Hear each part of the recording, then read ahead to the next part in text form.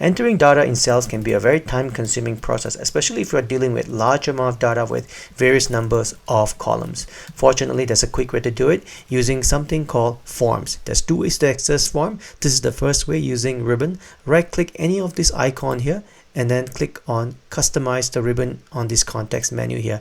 Once that's done, you'll come up with this Excel options here. From this choose command, you're going to use all commands. Choose a feature called form, this one here, and then over here you're going to put this form over here, but you can't just click on add and it'll work. No, you're going to have to add a new group in here. Once this new group is created, form is selected, click on add and the form will be added to a new group here. You can rename it to whichever you want. I'm going to leave the group name as new group customized like this. Once that's done, click OK, and you'll notice that on your ribbon you have a access called form here under the new group.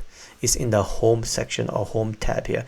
Now place your cursor anywhere in your dataset table itself like this, and then if you click on form, a form will be accessible for you to enter details. Now if you want to enter a new entry here, you click on new, and let's say you add the title of the book, publisher is XYZ, and then the price is 123.44. And then if you close it, you can see that a new record has been added on row 22.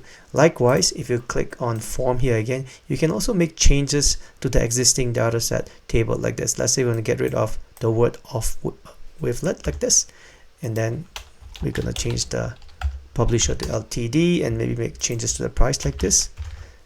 And then close it, you can see that it changed the existing data as well. That's one way to get access to the forms you're using ribbons. The next way, of course, is to use a hotkey. Place your cursor on your dataset table here and press alternate and press DOO, and the form will be available for you as well.